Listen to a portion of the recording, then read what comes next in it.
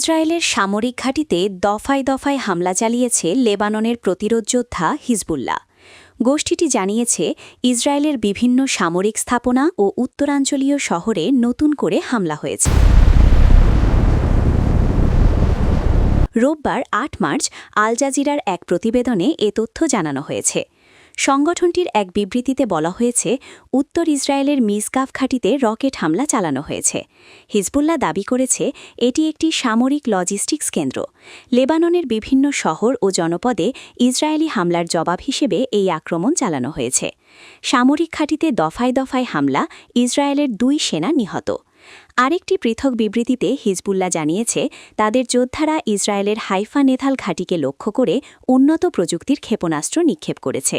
এর আগের দিনও একই নৌঘাঁটিতে হামলার দাবি করেছিল সংগঠনটি। এর আগে হিজবুল্লাহ জানায় তারা উত্তর ইসরায়েলের শহর নাহারিয়াতে ২টি ড্রোন হামলা চালিয়েছে। সংগঠনটি বলেছে এটি শহরটিকে লক্ষ্য করে আগে দেওয়া সতর্কবার্তার অংশ। এদিকে দক্ষিণ লেবাননের সংঘর্ষে ২ জন ইসরায়েলি সেনা নিহত হয়েছে বলে জানিয়েছে ইসরায়েলি প্রতিরক্ষা বাহিনী আইডিএফ। গত সপ্তাহে ইসরায়েল ও হিজবুল্লাহর মধ্যে নতুন করে সংঘর্ষ শুরু হওয়ার পর এটিই প্রথম ইসরায়েলি সেনা নিহতর ঘটনা ঘটেছে। তবে নিহতদের বিষয়ে তাৎক্ষণিকভাবে বিস্তারিত কোনো তথ্য জানা যায়নি। ইরানের জনগণকে জরুরি বার্তা দিয়েছে মার্কিন সেনাবাহিনী। এতে বেসামরিক নাগরিকদের ঘরের ভেতরে থাকার আহ্বান জানানো হয়েছে।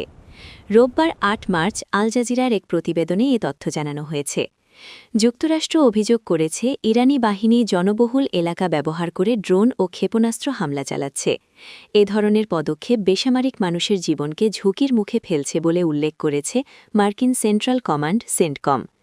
বিবৃতিতে বলা হয়েছে ইরানি বাহিনী যদি জনবহুল এলাকা থেকে সামরিক হামলা চালায় তাহলে সেই স্থান আন্তর্জাতিক আইনের অধীনে সুরক্ষিত অবস্থান হারাতে পারে।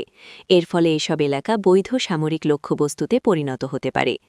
সেন্টকমের কমান্ডার ব্র্যাড কুপার বলেন, ইরানের শাসক গোষ্ঠী উপসাগরীয় অংশীদার দেশগুলোর ওপর হামলা চালিয়ে তারা নিজেদের জনগণের নিরাপত্তা ঝুঁকির মুখে ফেলে বেসামরিক জীবনের প্রতি স্পষ্ট অবহেলা দেখাচ্ছে। এদিকে যুদ্ধ কতক্ষণ চলবে তা জানিয়েছেন ইরানের এক কমান্ডার। দেশটির খাতাম আল আম্বিয়া central হেডকোয়ার্টার্সের commander Abdur Rahim Abdullahi বলেন, শত্রুকে পরাজিত ও অনুতপ্ত না করা পর্যন্ত যুদ্ধ চালিয়ে যাবে ইরান। রোববার ৮ মার্চ আল জাজিরার এক প্রতিবেদনে এ তথ্য জানানো হয়েছে। আব্দুর রহিম আবদুল্লাহি বলেন, ইরান তার সামরিক সক্ষমতা আরও বাড়িয়েছে এবং বর্তমানে দেশটির অস্ত্র আগের চেয়ে অনেক বেশি উন্নত, নির্ভুল ও শক্তিশালী। নিজেদের ক্ষেপণাস্ত্র ব্যবস্থা অত্যন্ত কার্যকর।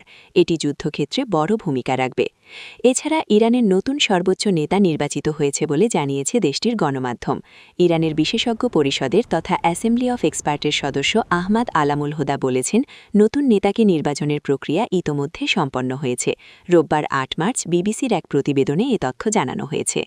আহমাদ আলামুল হুদা জানান, এখন আনুষ্ঠানিক ঘোষণার বিষয়টি নির্ভর করছে বিশেষজ্ঞ পরিষদের প্রধান হোসেইনি বুশেরির ওপর। তিনি শীঘ্রই এ সিদ্ধান্ত প্রকাশে ঘোষণা করবেন।